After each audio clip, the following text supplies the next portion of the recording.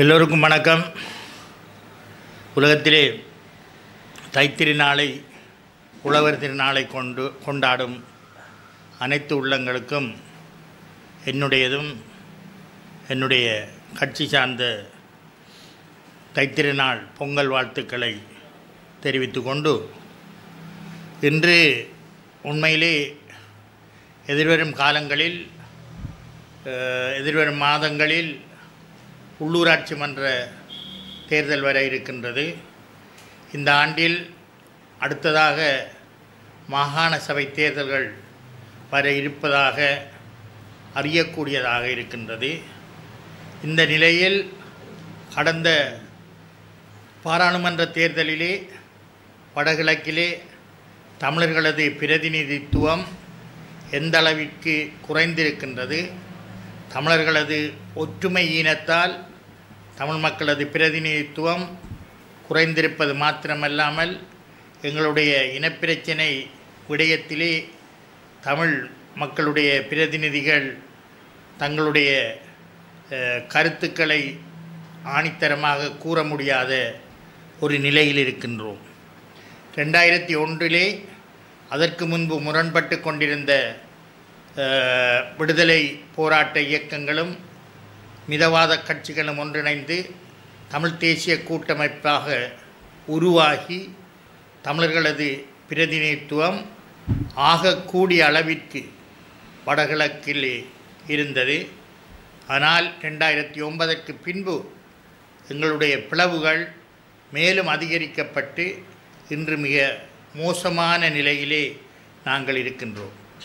இந்த ஆண்டு இந்த அரசிலே ஒரு புதிய அரசியலமைப்பை கொண்டு வந்து அந்த அரசியலமைப்பின் ஊடாக தமிழர்களது இனப்பிரச்சினைக்கு ஒரு தீர்வையும் கொண்டு வருவோம் என்று இந்த தேசிய மக்கள் சக்தி அரசாங்கம் கூறிக்கொண்டிருக்கும் இந்த வேளையில் எங்களுடைய புரையோடி போயுள்ள இனப்பிரச்சினைக்கு 30 வருடத்துக்கு மேலான ஆயுத போராட்டத்திலே நாங்கள் இழந்த இழப்பிற்கு ஒரு நிரந்தரமான எங்களுடைய மக்களது அரசியல் அபிலாஷைகளை பூர்த்தி செய்யக்கூடிய ஒரு தீர்வை நாங்கள் பெற வேண்டுமாக இருந்தால் நாங்கள் ஒற்றுமையாக செயற்படக்கூடிய ஒரு தேவையும் கடமைப்பாடும் எங்களுக்கு இருக்கின்றது. இன்று அகில இலங்கை தமிழ் காங்கிரஸின் தலைவர் கஜேந்திரகுமார் பொன்னம்பலம் அவர்கள் ஒரு முன்னெடுப்பை எடுத்திருக்கின்றார். தமிழ் தேசிய கட்சிகளை ஒன்றிணைத்து உருவாகப் போகும் புதிய அரசியல் அமைப்பிற்கு நாங்கள் ஒற்றுமையாக எங்களுடைய முன்மொழிவுகளை முன்வைக்க வேண்டும் என்கின்ற ரீதியிலே அவர் ஒரு முன்னெடுப்பை எடுத்திருக்கின்றார். எந்த கருத்தாக இருந்தாலும் யார் கொண்டு வருகின்றார் அந்த கருத்தை என்று பார்க்காமல் அது தமிழினத்திற்கு எங்களுடைய மக்களிற்கு நன்மை பயக்கக்கூடிய கருத்தாக இருந்தால் அதை நாங்கள் ஏற்றுக்கொண்டு எல்லோருமாக ஒன்றிணைந்து அதை நடைமுறைப்படுத்த வேண்டிய கடப்பாடு நமக்கு இருக்கின்றது. அதை விடுத்து நாங்கள்தான் பெரியவர்கள், நாங்கள்தான் பழமையான கட்சியினர், எங்களுக்குத்தான் மக்கள் அங்கீகாரத்தை தந்திருக்கின்றார்கள் என்ற போர்வையிலே வீணாக வரட்டு கௌரவத்தை பிடித்து கொண்டு இப்படியான அந்த ஒற்றுமை முயற்சியை எவருமே குழப்பக்கூடாது என்பதுதான் தமிழ் மக்களுடைய எதிர்பார்ப்பாக இருக்கின்றது. இந்த ஒற்றுமையை குழப்புபவர்களை தமிழ் மக்கள் இனம் கண்டு அவர்களை எதிர்காலத்திலே நிராகரிப்பது மாத்திரமல்லாமல் ஒரு ஒரு ஒரு ஒரு புதிய மாற்றத்தை வடகிழக்கிலே கொண்டு வருவதற்கு தமிழ் மக்கள் முன்வர வேண்டும்.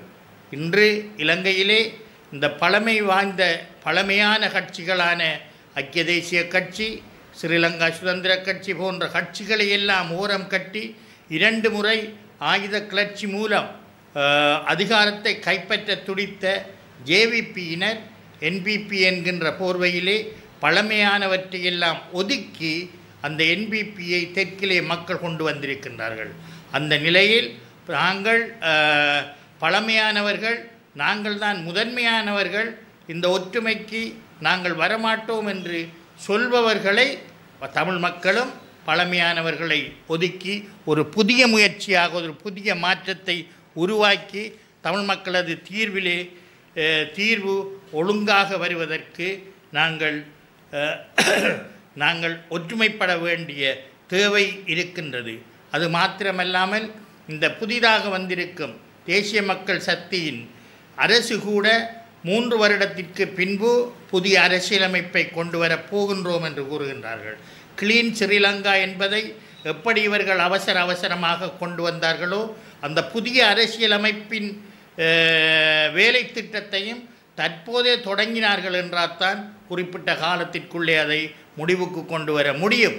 3 வருடத்திற்கு பின்பு இவர்கள் அந்த புதிய அரசியலமைப்புக்கான வேலை திட்டத்தை ஆரம்பித்து ஆட்சி முடியும் தருவாயில் அதை அரைகுறையாக விட்டுவிட்டு அடுத்த தேர்தலுக்கான பிரச்சாரமாக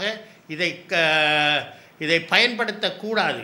கடந்த நல்லாட்சி என்கின்ற ஆட்சியிலும் கூட 2015 2019 வரை இந்த நாட்டிலே நடைபெற்ற ஆட்சியில் கூட ஒரு புதிய அரசியலமைப்பை உருவாக்குவதற்காக கூறிக்கொண்டு இழுத்தடிப்பு செய்து கடைசியிலே அது நிறைவேறாமல் போய்விட்டது.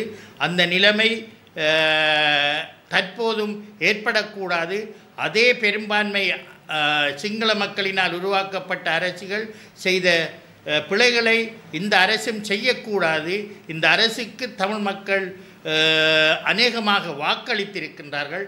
எனவே இந்த அரசு NPP அரசு தேசிய மக்கள் சக்தி என்கின்ற இந்த அமைப்பு தமிழ் மக்களது நியாயமான கோரிக்கையை ஏற்றுக்கொண்டு அவர்களது அரசியல் அபிலாஷைகளை பூர்த்தி செய்யக்கூடிய அளவிற்கு புதிய அரசியலமைப்பை மிக விரைவாக உருவாக்க வேண்டும் என்பது எங்களுடைய எதிர்பார்ப்பு. இந்த கடந்த கால பொருளாதார சூழ்நிலைக்கு, பொருளாதார நெருக்கடிக்கு ஊழல்தான் முக்கியமானது என்கின்ற போர்வையிலே தேசிய மக்கள் சக்தி ஊழலை நாங்கள் ஒழிக்க வேண்டும், ஊழல் செய்தவர்களை கண்டுபிடிக்க வேண்டும் என்கின்ற போர்வையிலே நடந்து கொண்டிருக்கின்றார்கள். உண்மையிலே கடந்த காலங்களிலே ஏற்பட்ட பொருளாதார நெருக்கடிக்கு முக்கியமான காரணமாக அமைந்தது இந்த இலங்கையில் நடைபெற்ற இனப்பிரச்சனையும் அதனூடாக ஏற்படுத்தப்பட்ட ஆயுத போராட்டமுமே என்பதை நீங்கள் உணர்ந்து கொள்ள வேண்டும். கிட்டத்தட்ட 200 பில்லியன் அமெரிக்க டாலர்களுக்கு மேலாக இந்த ஆயுத போராட்ட காலகட்டத்திலே நீங்கள் போருக்கான அந்த உபகரணங்களை கொள்வனவு செய்திருக்கின்றீர்கள். அந்த நிலைமையினால்தான் பொருளாதார நெருக்கடி இந்த நாட்டிலே ஏற்பட்டது என்பதை உணர்ந்து கொண்டு எதிர்காலத்திலும் இப்படியான பிரச்சனைகள், இனமோதல்கள் வரக்கூடாது என்று நீங்கள் நினைத்தீர்களானால் உண்மையாக தமிழ் மக்களது அரசியல் அபிலாஷைகளை பூர்த்தி செய்யக்கூடிய ஒரு ஒரு ஒரு ஒரு நியாயமான அரசியல் தீர்வு திட்டத்தை நீங்கள் கொண்டு வந்து வடகிழக்கு தமிழ் மக்களது அபிலாஷைகளை நீங்கள் பெற்றுக்கொள்ள வேண்டும் என்று உங்களை இதன் மூலமாக கேட்டுக்கொள்கின்றேன். நன்றி.